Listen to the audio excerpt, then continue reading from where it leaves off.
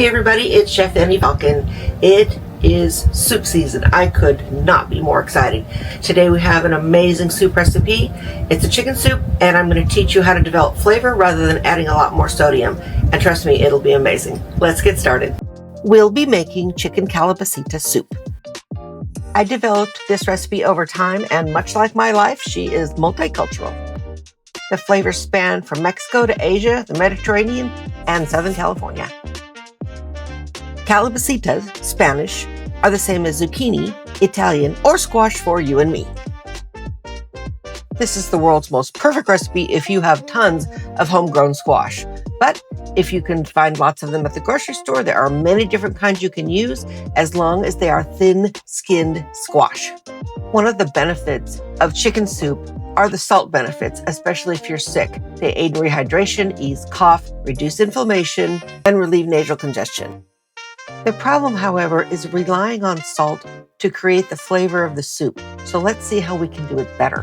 One of my biggest pet peeves is the overuse of sugar and salt in recipes to create flavor. In the example here, she uses about a quarter cup of salt on that one head of cauliflower, which is 30,000 milligrams of sodium. My other pet peeve is black pepper, which you will rarely see me use unless it is germane to the recipe. It's an irritant. It causes acid reflux, gastric bleeding, pregnancy complications, esophagus and stomach lining erosion, loss of taste, and many more things. There are more than 40,000 different herbs and spices you can use other than salt and pepper. If a recipe calls for pepper, ask yourself, is it Caesar salad or something that needs it? If not, you don't need it. This is what you need: garlic, turmeric, ginger, pandan leaves, which are optional, a bay leaf, a jalapeno or serrano pepper, a little bit of oil, chicken, either boneless or bone-in.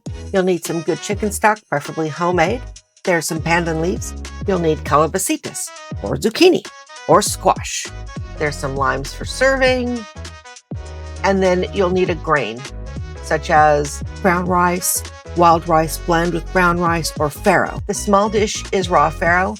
The large dish is cooked farro. On top of it are a few grains of Spanish rice so you can see the size difference. Farro is larger than rice. It is delicious. It is wheat-based, but it is more of a whole grain. Farro is my #1 choice for this recipe. I'll be having a stock recipe soon. I would prefer you use homemade stock. You can control everything about it. Don't be afraid to make this recipe with water instead of a canned stock. You'll be able to develop flavor through the ingredients and the cooking method.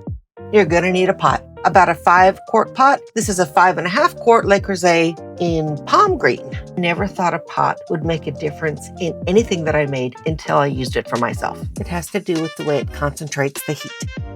So let's get started with heating the oil over medium heat. If you're using the boneless chicken, you're going to start with adding the aromatics first. And don't worry, there's full options and instructions in the recipe. Stir it around and saute it for a minute or so. I like to get it kind of all mixed together and broken up into pieces so they're separated before I add the chicken. You can lightly salt the chicken before you add it to the pot, but there's a lot of information about sodium and salting and other options in the recipe, so be sure to check that out. So you're going to add it to the pot and you're going to stir them around, pressing the chicken into the aromatics. And then you'll be flipping them over, cooking them about 5 minutes on each side or so. And this is for the boneless, skinless chicken thighs. If you are using bone-in with skin, it's slightly different, but it's outlined in the recipe. After about 10 minutes, they will look more cooked like this, and you can add the stock and the water.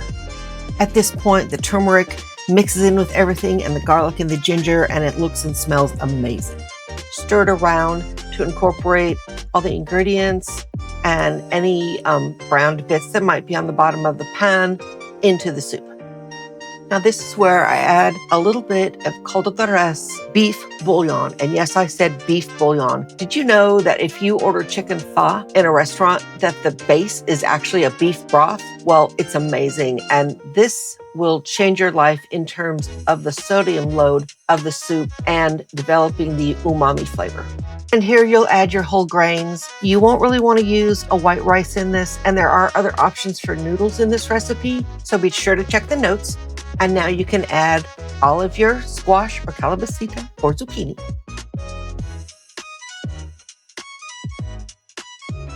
I make a few slices into the jalapeno or serrano chili. I leave the seeds in it, I leave it whole and poke it into the soup. And then I take a bay leaf and slip it into the soup as well. If you're using the pandan leaves, which you can easily get on Amazon, I put them into a little tea strainer because you don't want to eat them, you just want the unique flavor, which is hard to replicate with any other ingredient. And then I just let it cook into the soup, which now you're gonna let cook for about 30 minutes. The soup is done now, but you need to remove the chicken and shred it and put it back into the pot. Remove all the pieces, put them into a bowl, use a fork, or those meat masher things actually bone chicken pretty well if you've got bone chicken. Either way, it will separate it easily. So you will separate the chicken from the bone. If you have bones, make sure you remove all of that and get the chicken into nice shredded pieces, and then you will return it to the pot. Also remove your little pandan sachet and your bay leaf. Make sure your chicken is shredded into nice bite-sized pieces and return it to the pot, including any juices that accompany it. You'll mix it in thoroughly and the soup is done. It's ready to serve. Now, there's nothing to say that you couldn't add things like carrots, celery, onions, other ingredients, and make it more of a traditional soup, but it is really good as written. We serve it with fresh cilantro, lime. I like it with fried chili crisp. The recipe link is in the description as well as in the comments. I did want to explain that I have all different types of followers. Some people are seasoned cooks. Some people are learning to cook. Some people are interested in the tools that I use or the ingredients that I use. And so my videos are here to help a lot of people, not just one person. I'm here to help people, and your kindness matters to me. Please take what works for you and leave the rest behind. A shout out to Joel, Elena, and Lori for having soup with us. It was great sharing with you. Please like, subscribe, and leave me a comment. Have a great day, everybody, and thanks for watching.